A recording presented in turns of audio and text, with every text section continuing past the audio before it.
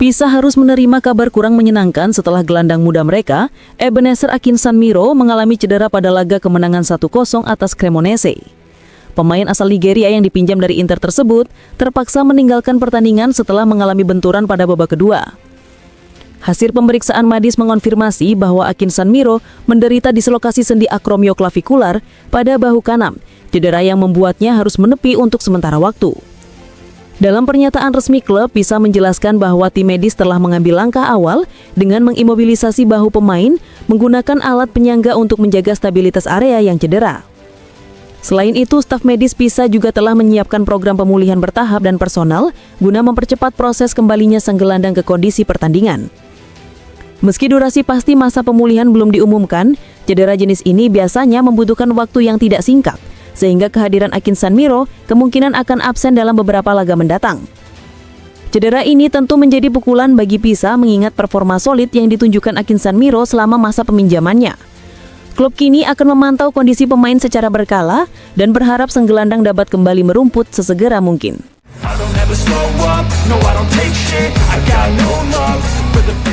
Dalam wawancara dengan Sky Sport usai kemenangan 2-0 atas Moldova, di mana Pio Esposito juga mencetak gol, pelatih Timnas Italia, Rino Gattuso, diminta memberikan komentar mengenai striker muda Inter tersebut. Pio harus tetap tenang, ia harus terus berkembang. Di Inter ia memiliki 3 penyerang luar biasa sebagai rekan setim, jadi ia tidak perlu terbebani. Ia hanya perlu siap ketika dipanggil bermain. Dan saya ulangi lagi apa yang sudah saya katakan sebelumnya. Dia anak yang baik, punya keinginan untuk belajar, dan ketika berlatih ia selalu memberikan 100%.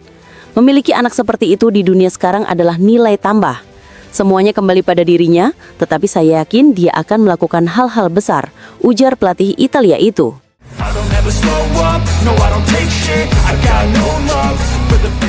Performa gemilang Pio Esposito kembali berlanjut. Sang striker muda Inter mencetak gol keduanya untuk timnas Italia dalam kemenangan atas Moldova, membuat namanya semakin diperbincangkan sebagai salah satu talenta paling menjanjikan dalam skuad Azzurri. Usai pertandingan, Esposito berbicara kepada Sky Sport mengenai laga tersebut, perubahannya dalam beberapa bulan terakhir, serta peran penting 2 pelatih yang membentuknya. Esposito mengakui laga melawan Moldova tidak berjalan mudah. Ini pertandingan tandang klasik, stadion penuh, lawan bertahan sangat dalam, dan kalau kamu tidak membuka skor lebih dulu semuanya menjadi sulit. Tapi kami tidak menyerah, dan akhirnya kami beruntung bisa meraih kemenangan, ujarnya. Perjalanan Esposito beberapa bulan terakhir memang luar biasa cepat. Baru 2 atau 3 bulan lalu, ia masih bermain di Serie B, dan kini ia telah menjadi bagian dari timnas Italia. Semuanya terjadi sangat cepat, karena itu penting menjaga keseimbangan antara ekspektasi dan kesadaran diri. Bisa saja datang periode di mana saya tidak mencetak gol, dan saya harus tetap fokus sambil mengingat di mana saya berada 2 bulan lalu, katanya. Sang striker juga memberikan penghargaan besar kepada 2 figur penting dalam perkembangannya, Christian Cifu di Inter dan Rino Gattuso di timnas. Keduanya memberi saya kepercayaan yang luar biasa. Tugas saya adalah membalasnya di lapangan, ujar Esposito. Ditanya mengenai kemungkinan tampil sebagai starter di San Siro akhir pekan ini, Esposito memilih rendah hati. Itu kata kalian, saya belum tahu apa-apa dan tidak mengharapkan apapun. Saya siap untuk apa saja, 5, 10, atau 60 menit. San Siro, luar biasa. Saya harus segera membuka keran gol. Mungkin nanti saya cetak gol lebih dulu di timnas daripada di Inter, tutupnya sambil tersenyum. Dengan kepercayaan diri yang terus tumbuh dan kesempatan yang semakin besar, Pio Esposito tampaknya siap melangkah ke level berikutnya dalam karirnya. Fans Italia dan Inter kini tinggal menunggu apa kejutan berikutnya dari sang wonderkid.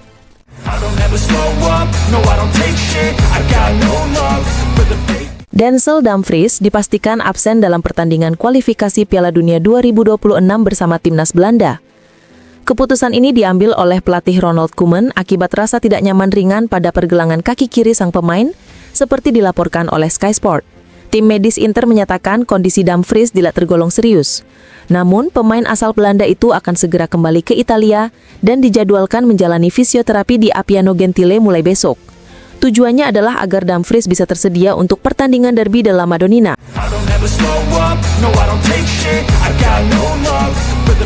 Alexander Stankovic terus menunjukkan potensi besar. Gelandang muda ini sebelumnya dijual oleh Inter seharga 9,5 juta euro dengan klausul hak pembelian kembali untuk 2 tahun ke depan, yaitu 23 juta euro di akhir tahun pertama dan 25 juta euro di tahun kedua, seperti dilaporkan Tuttosport.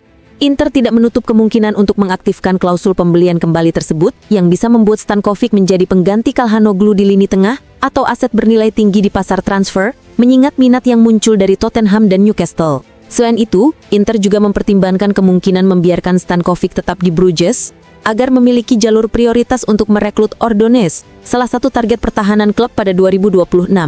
Namun rencana utama saat ini adalah memasukkan Stankovic ke dalam proyek teknis Inter, mengingat pelatih Christian Cifu sangat mengenal kemampuan sang pemain setelah melatihnya di tim Primavera antara 2022 dan 2024.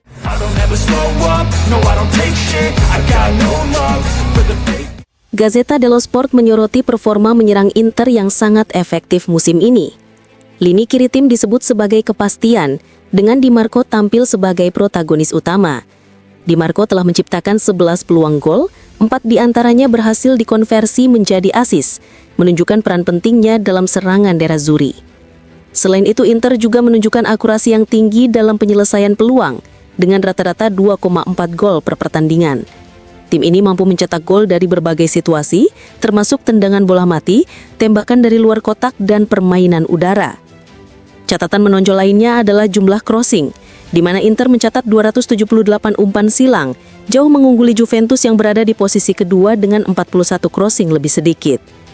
Secara keseluruhan, Inter menjadi tim yang paling banyak melepaskan tembakan ke gawang, 197 percobaan, sekaligus menerima tembakan paling sedikit, 98 tembakan. Meski demikian, fase pertahanan masih menjadi perhatian, karena rata-rata jarak tembakan lawan mencapai 18,6 meter. Masuk ke kotak penalti memang tidak mudah, tetapi gol lawan tetap bisa terjadi, menimbulkan pertanyaan mengenai konsentrasi di lini belakang.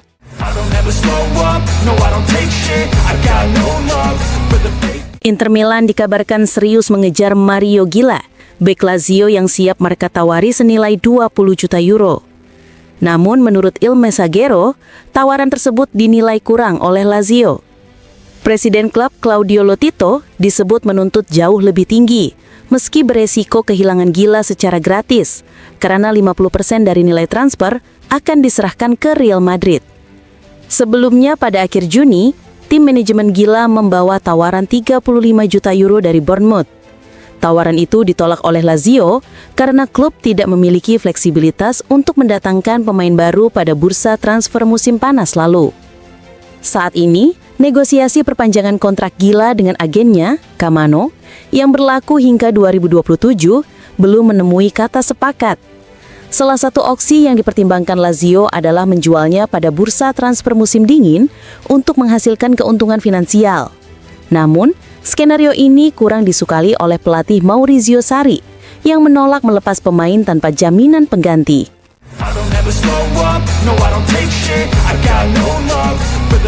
Pujian besar hari ini dari Tuttosport untuk Francesco Pio Esposito. Menurut surat kabar tersebut, saat ini penyerang Inter ini adalah satu-satunya alternatif yang kredibel untuk dua striker utama, Retegui dan Kean di timnas Italia.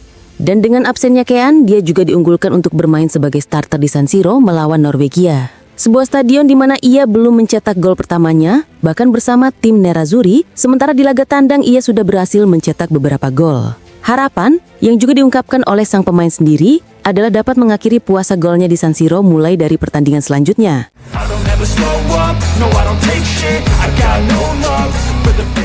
Carlo Ancelotti, pelatih timnas Brasil, memberikan pandangan menarik mengenai Serie A Italia dalam wawancara dengan Gazzetta dello Sport. Menurut Ancelotti, kompetisi musim ini sangat seimbang, tetapi Inter Milan menonjol sebagai salah satu tim paling solid. Serie A sangat seimbang, Inter mempertahankan struktur yang sama, dan Cifu mengikuti garis permainan Inzaghi. Inter adalah tim yang sangat solid seperti Milan, ujar Ancelotti. Ia menambahkan bahwa derby di San Siro diprediksi akan berjalan ketat karena kualitas kedua tim. Selain itu, Ancelotti memuji konsistensi Inter di tingkat Eropa. Inter adalah tim paling Eropa di Italia. Mereka tampil luar biasa di Liga Champions, memenangkan semua pertandingan dan sudah mencapai 2 final dalam 3 tahun terakhir. Marotta benar-benar direktur yang kompeten dan telah melakukan pekerjaan besar, katanya. Pandangan Ancelotti menegaskan bahwa Inter tetap menjadi salah satu tim unggulan di Serie A dengan konsistensi dan filosofi permainan yang kuat, menjadikan mereka tim yang sulit dikalahkan dan benchmark bagi klub-klub lain di Italia.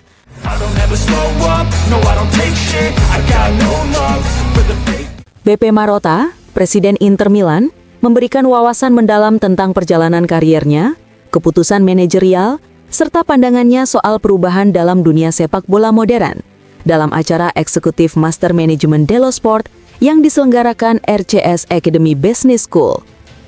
Marotta mengenang awal kariernya. Pada 1983, ia diminta oleh Presiden Inter saat itu, Pellegrini, untuk bergabung sebagai manajer muda. Namun karena Pellegrini ingin menangani manajemen secara langsung, Marotta menolak dan menekankan pentingnya kesabaran dalam mencapai tujuan. Puncak karirnya ia capai di Juventus, ketika hampir berusia 60 tahun dan menguasai seluruh kemampuan profesionalnya.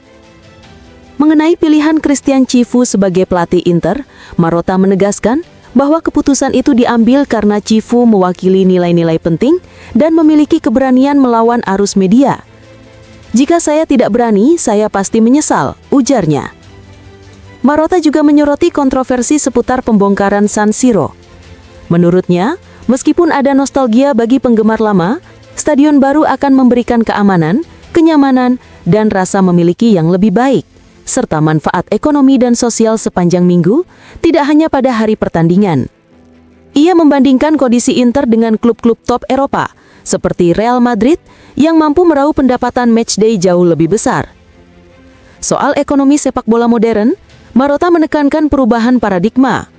Bukan sekedar mengeluarkan uang untuk menang, tetapi menggabungkan motivasi dan kompetensi.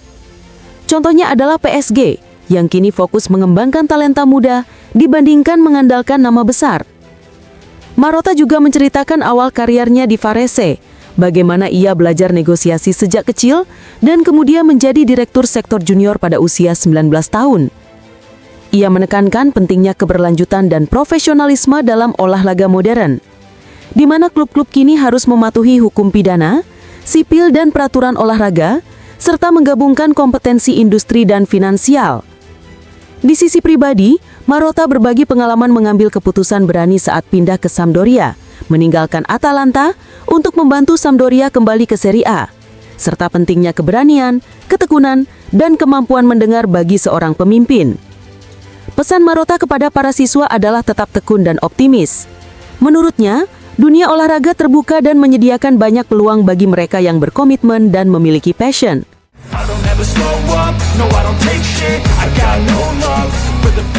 Presiden Senat Italia, Ignazio La Russa, kembali mencuri perhatian dengan ucapannya yang menyinggung wasit dan memberikan kritik pedas kepada pelatih timnas Italia, Gennaro Gattuso.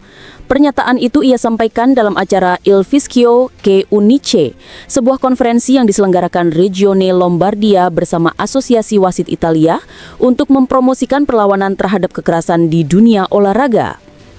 Dalam pidatonya, La Russa melontarkan candaan yang langsung mengundang reaksi para peserta. Ia mengatakan, "Kurangi kesalahan wasit saat menghadapi Inter, karena kalian membuat terlalu banyak kesalahan. Berikan perhatian khusus untuk Inter." Pernyataan bernada gurauan itu tetap menjadi sorotan karena La Russa dikenal sebagai pendukung Inter Milan. Tak berhenti di situ, La Russa juga menanggapi komentar Gennaro Gattuso yang sebelumnya mengkritik cemoohan penonton usai laga Moldova-Italia. Sang Presiden Senat menegaskan bahwa suara penonton seharusnya tidak dianggap sebagai penghinaan. Cemoohan bisa menjadi motivasi bagi tim nasional, tidak boleh mengatakan malu kepada penonton yang mencemooh. Justru mereka harus dihargai karena cemoohan itu lahir dari rasa cinta, ujarnya. Ia menambahkan bahwa rasa hormat diperlukan untuk dua pihak, para wasit dan para penonton yang menurutnya memiliki hak penuh untuk menyuarakan ketidakpuasan mereka.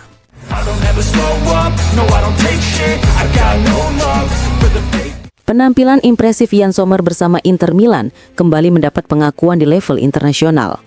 Penjaga gawang asal Swiss itu resmi masuk dalam daftar kandidat penghargaan The Best FIFA Men's Goalkeeper 2025 yang diberikan kepada kiper terbaik dunia dalam 1 tahun terakhir. FIFA menjelaskan bahwa Sommer dipilih berkat performanya yang luar biasa di kompetisi Eropa. Ia mencatat 7 clean sheet dalam perjalanan Inter menuju final Liga Champions 2025. Sebuah pencapaian yang membuatnya menjadi salah satu figur kunci dalam kesuksesan Nerazzurri.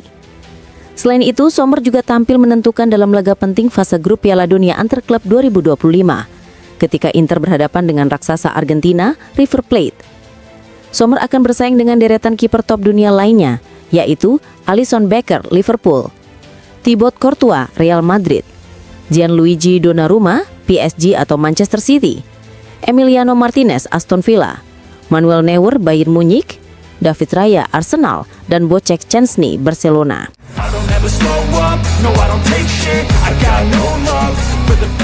Gianluca Pagliuca, mantan kiper legendaris Inter, Sampdoria, dan Bologna, memberikan pandangannya soal perebutan Scudetto dalam wawancara yang akan tayang pada program Dribbling di RAI. Dalam cuplikan yang dirilis, Pagliuca secara tegas menjagokan Inter sebagai kandidat terkuat musim ini. Pagliuca mengaku sempat khawatir Inter mengalami krisis identitas usai kegagalan beruntun musim lalu. Namun dia menilai keputusan menunjuk Christian Chivu sebagai pelatih terbukti tepat. Chivu patut dipuji karena masuk dengan langkah hati-hati dan mampu memberi energi baru kepada tim, ujar Pagliuca. Mengenai Napoli, ia menilai performa tim asuhan Antonio Conte pada laga terakhir sangat mengecewakan. Napoli tidak terlihat seperti tim Conte. Mereka bahkan tidak melepaskan satupun tembakan ke gawang, katanya. Meski demikian, Pagliuca meyakini Conte akan tetap bertahan hingga akhir musim, mengingat Napoli masih berada di posisi kedua klasemen. Berbicara tentang para kiper modern, Pagliuca menyebut bahwa era 1990-an memiliki banyak penjaga gawang luar biasa. Namun saat ini ia menilai Gianluigi Donnarumma, Emiliano Martinez, dan Thibaut Courtois sebagai yang terbaik. Ia juga menyoroti tuntutan baru dalam sepak bola modern, di mana kiper dituntut mampu bermain dengan kaki. Tidak masuk akal jika Donnarumma dianggap gagal hanya karena kemampuan kakinya, tegasnya.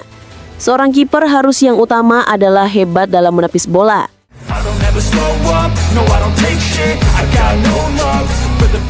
San Siro resmi tidak lolos penilaian UEFA untuk menjadi salah satu venue Euro 2032 setelah Badan Sepak Bola Eropa tersebut menilai stadion bersejarah itu mengalami kekurangan fasilitas yang sangat signifikan. Temuan ini diungkap dalam dokumen yang diperiksa oleh Calcio e Finanza yang menyebut adanya ketidaksesuaian besar antara kondisi San Siro dan standar yang ditetapkan UEFA. Menurut laporan tersebut, San Siro kekurangan lebih dari 15.000 meter persegi ruang yang diperlukan untuk memenuhi standar turnamen. Luas yang setara dengan 2 lapangan sepak bola atau sekitar 35 lapangan basket. Secara keseluruhan, terdapat ketidaksesuaian sekitar 50% dari total parameter yang diminta UEFA. Bagian yang paling bermasalah adalah terkait fasilitas media.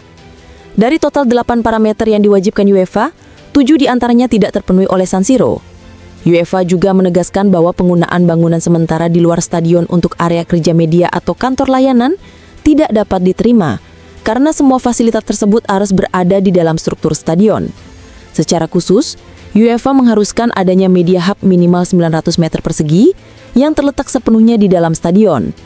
Namun, kondisi saat ini menunjukkan bahwa area media San Siro masih berada di luar stadion, menggunakan bangunan prefab di dekat pintu masuk area hospitality. Penolakan ini semakin menegaskan perlunya renovasi besar atau pembangunan stadion baru jika Milan dan Inter ingin memenuhi standar UEFA untuk event internasional besar di masa mendatang.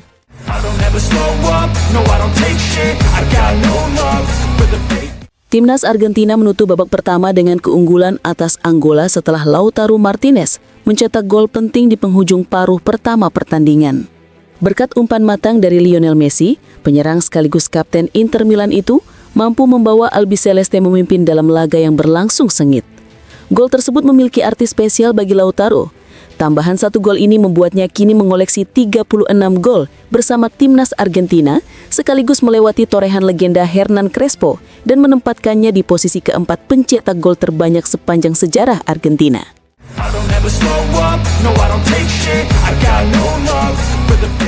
Belum ada kesepakatan finansial antara Al Nassr dan Marcelo Brozovic terkait perpanjangan kontrak pemain Kroasia tersebut, yang saat ini akan berakhir pada 2026.